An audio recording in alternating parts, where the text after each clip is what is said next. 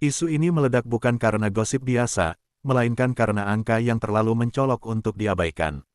Nama Bertrand Peto mendadak jadi perbincangan setelah beredar kabar bahwa uang jajannya disebut-sebut setara UMR Jakarta. Angka itu bukan sekadar nominal, melainkan simbol kemewahan yang langsung membuat publik berhenti dan bertanya, benarkah seorang remaja menerima uang jajan sebesar itu?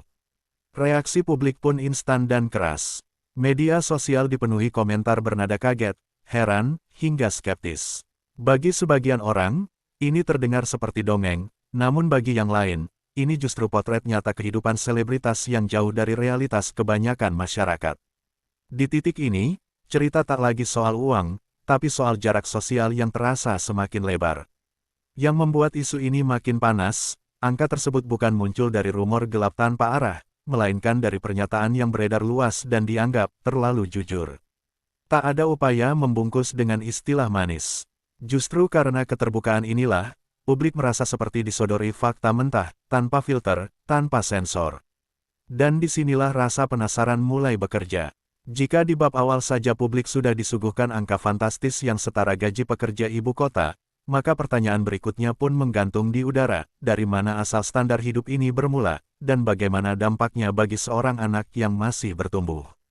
Cerita baru saja dimulai, dan panasnya belum mencapai puncak, perhatian bergeser ke perubahan hidup yang terlalu drastis untuk diabaikan. Bertrand Peto bukan sosok yang sejak awal lahir dalam gemerlap. Latar belakangnya dikenal sederhana, bahkan sering dijadikan narasi inspiratif. Namun kini, standar hidup yang melekat padanya justru memunculkan kontras tajam yang sulit ditelan logika publik. Perubahan itu tidak terjadi perlahan, melainkan seperti lompatan besar. Dari keseharian yang dulu penuh keterbatasan, kini Bertrand berada di lingkaran elit hiburan, dengan fasilitas, gaya hidup, dan tentu saja nominal pengeluaran yang jauh dari kata biasa. Disinilah publik mulai bertanya dengan nada lebih kritis, apakah perubahan secepat ini benar-benar siap diterima oleh mental seorang anak? Sorotan pun tak lagi hanya tertuju pada nominal uang jajan, melainkan pada lingkungan yang membentuknya. Hidup di tengah sorotan kamera, tuntutan citra, dan ekspektasi sebagai figur publik membuat setiap detail kehidupannya terasa dipantau. Uang besar bukan lagi sekadar alat, tapi menjadi simbol tekanan yang ikut membesar seiring popularitas. Dan rasa penasaran itu makin dalam.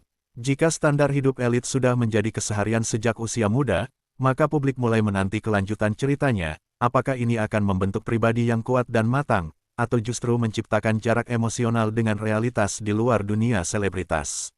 Api gosip kian menyala, dan cerita belum menunjukkan tanda akan mereda. Setelah publik disuguhi perubahan hidup yang begitu drastis, pertanyaan berikutnya pun mengarah langsung ke inti masalah, ini benar-benar uang jajan, atau sudah berubah menjadi standar hidup yang tak wajar untuk usia seusianya. Sebab bagi masyarakat kebanyakan, istilah uang jajan identik dengan kebutuhan kecil dan terbatas, bukan angka yang setara gaji pekerja ibu kota. Disinilah letak keganjilannya. Ketika uang jajan menyamai UMR Jakarta, batas antara kebutuhan dan kemewahan seolah menghilang. Publik mulai membaca situasi ini bukan sebagai fasilitas biasa, melainkan pola hidup yang dibentuk terlalu cepat. Bukan lagi soal mampu atau tidak, tapi soal pantas atau tidak bagi proses tumbuh kembang seorang remaja. Sorotan pun makin tajam karena uang tersebut tak berdiri sendiri. Ia hadir bersama gaya hidup, tuntutan penampilan, dan ekspektasi sebagai figur publik. Dalam kondisi ini, uang jajan bukan lagi alat belajar mandiri, melainkan bagian dari sistem besar yang menuntut citra sempurna di depan kamera. Dan di titik ini, simpati mulai bercampur dengan kekhawatiran. Publik pun makin penasaran dan waspada. Jika sejak dini standar hidup tinggi sudah dianggap normal, maka muncul satu kekhawatiran besar, bagaimana kelak Bertrand memaknai kerja keras, nilai uang, dan realitas hidup di luar sorotan popularitas. Di titik ini, gosip tak lagi berdiri sebagai cerita tunggal. Publik resmi terbelah menjadi dua kubu. Satu pihak tampil membela dengan nada tegas, itu urusan keluarga, uang mereka, hak mereka. Bagi kubu ini, angka fantastis bukan masalah selama berasal dari kerja keras dan kemampuan finansial yang sah. Kritik dianggap berlebihan dan terlalu ikut campur. Namun di sisi lain, suara kritis justru terdengar lebih lantang. Mereka tidak mempersoalkan mampu atau tidak, melainkan nilai yang ditanamkan sejak dini. Bagi kelompok ini, Uang jajan setara UMR bukan sekadar angka, tapi pesan diam-diam tentang bagaimana realitas hidup diperkenalkan pada seorang anak. Kritik pun berubah tajam, bahkan menusuk. Perdebatan ini semakin panas karena menyeret isu yang lebih sensitif, kesenjangan sosial. Saat sebagian besar orang tua berjuang memenuhi kebutuhan dasar anaknya, kabar tentang uang jajan fantastis ini terasa seperti tamparan realitas. Disinilah gosip berkembang menjadi isu sosial, bukan lagi sekadar cerita selebritas. Dan ketegangan belum mencapai puncaknya. Karena setelah publik terbelah dan saling menyerang argumen, muncul satu pertanyaan lanjutan yang jauh lebih tajam, bagaimana tekanan opini publik ini memengaruhi psikologis Bertrand sendiri. Bab berikutnya akan membuka sisi yang selama ini jarang disorot, dampak mental di balik sorotan dan kemewahan, di balik perdebatan publik yang kian panas. Ada satu sisi yang nyaris luput dari sorotan, beban psikologis yang dipikul Bertrand Peto sebagai figur publik sejak usia muda. Ketika namanya terus diseret dalam isu uang, gaya hidup, dan standar hidup elit, tekanan itu tak lagi datang dari dalam rumah, melainkan dari jutaan pasang mata yang merasa berhak menilai. Popularitas yang datang terlalu cepat seringkali dibungkus sebagai keberuntungan. Namun publik mulai sadar, keberuntungan itu juga membawa tuntutan besar. Setiap pilihan, setiap fasilitas, bahkan setiap rupiah yang melekat pada namanya kini menjadi bahan konsumsi publik. Di titik ini, uang jajan fantastis tak lagi terasa ringan, ia berubah menjadi beban ekspektasi. Yang membuat situasi makin tajam, Bertrand bukan sekadar anak biasa yang bisa belajar dari kesalahan tanpa sorotan. Ia tumbuh di bawah tekanan citra, tuntutan kesempurnaan, dan komentar tanpa henti. Publik pun mulai bertanya dengan nada lebih manusiawi, apakah seorang anak benar-benar siap menanggung tekanan sebesar ini, bersamaan dengan kemewahan yang datang terlalu dini. Dan dari sinilah arah cerita mulai berubah. Gosip tentang uang jajan perlahan bergeser menjadi kekhawatiran serius. Jika tekanan ini terus dibiarkan tanpa kendali, maka muncul pertanyaan lanjutan yang jauh lebih sensitif. Apakah lingkungan yang membesarkan Bertrand benar-benar mempersiapkannya untuk kuat secara mental, atau justru membiarkannya tumbuh di bawah bayang-bayang popularitas? Bab selanjutnya akan menguliti pola asuh yang kini mulai disorot tajam publik. Ketika tekanan mental mulai disorot, perhatian publik pun bergeser ke satu titik yang paling krusial, pola asuh di balik layar. Uang jajan fantastis, gaya hidup elit, dan eksposur tanpa henti kini tak lagi dilihat sebagai kebetulan, melainkan bagian dari sistem yang sengaja atau tidak sengaja dibentuk. Disinilah publik mulai bertanya dengan nada lebih tajam, ini murni kasih sayang, atau ada unsur pencitraan yang ikut bermain. Sebagian pihak menilai semua fasilitas itu adalah bentuk perhatian maksimal. Namun kritik datang lebih keras dari arah sebaliknya.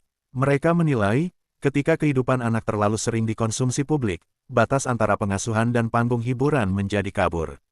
Dan saat uang jajan setara UMR disebut secara terbuka, kesan, dipertontonkan, pun tak terhindarkan. Isu ini makin panas karena menyentuh ranah sensitif, anak sebagai simbol kesuksesan keluarga selebritas.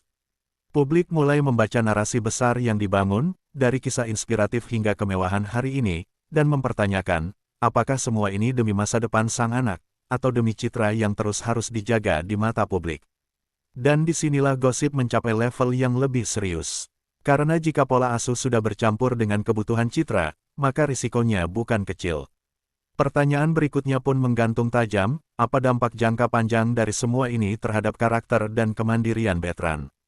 Setelah pola asuh dan pencitraan diperdebatkan, publik mulai melangkah lebih jauh, menatap dampak jangka panjang dari kehidupan mewah yang datang terlalu cepat. Isu ini tak lagi sekadar gosip panas, melainkan kekhawatiran serius tentang masa depan seorang anak yang tumbuh di bawah standar hidup tinggi dan sorotan tanpa henti. Banyak yang mulai mengingatkan, uang besar di usia muda bukan selalu berkah. Ia bisa menjadi jalan pintas yang mematikan proses belajar tentang batas, perjuangan, dan kegagalan.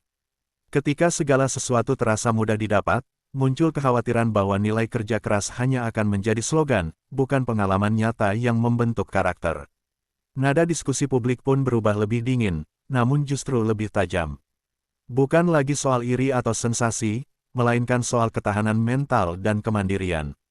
Apakah Bertrand akan tumbuh sebagai pribadi yang kuat menghadapi dunia nyata, atau justru kesulitan saat suatu hari sorotan meredup dan kemewahan tak lagi datang dengan mudah?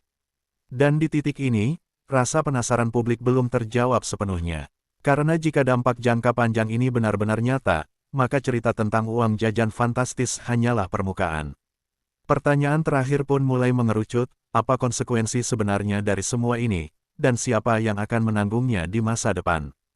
Pada akhirnya, kisah tentang uang jajan setara UMR Jakarta ini berdiri sebagai simbol besar dari satu kenyataan, kemewahan yang datang terlalu cepat selalu membawa konsekuensi. Yang hari ini terlihat fantastis, dipuji, dan diperdebatkan, bisa berubah menjadi beban ketika waktu menuntut kedewasaan. Publik kini sadar, cerita ini bukan soal iri atau sensasi semata, melainkan tentang arah hidup yang sedang dibentuk sejak dini. Sorotan yang terus mengarah pada Betran Peto pun terasa semakin berat. Ia bukan hanya remaja dengan fasilitas berlimpah, tetapi juga figur publik yang tumbuh di tengah ekspektasi besar. Setiap langkahnya akan selalu dibandingkan dengan kemewahan yang pernah melekat pada namanya. Dan di titik ini, uang jajan bukan lagi sekadar cerita, ia menjadi penanda jalan hidup yang sulit dihapus. Publik pun kini menunggu dengan campuran rasa khawatir dan harap. Apakah semua ini akan menjadi bekal untuk tumbuh sebagai pribadi kuat, sadar nilai, dan mampu berdiri di atas kaki sendiri? Ataukah justru meninggalkan luka tak kasat mata ketika sorotan meredup dan realitas hidup menuntut perjuangan nyata? Dan di sanalah cerita ini benar-benar ditutup, bukan dengan jawaban, melainkan dengan pertanyaan besar yang menggantung, apakah kemewahan di usia muda akan melahirkan kekuatan, atau justru ujian terberat di masa depan? Satu hal yang pasti, publik akan terus mengamati. Karena kisah ini bukan lagi sekadar gosip, melainkan cermin tentang bagaimana sebuah generasi dibesarkan di tengah sorotan dan kemewahan.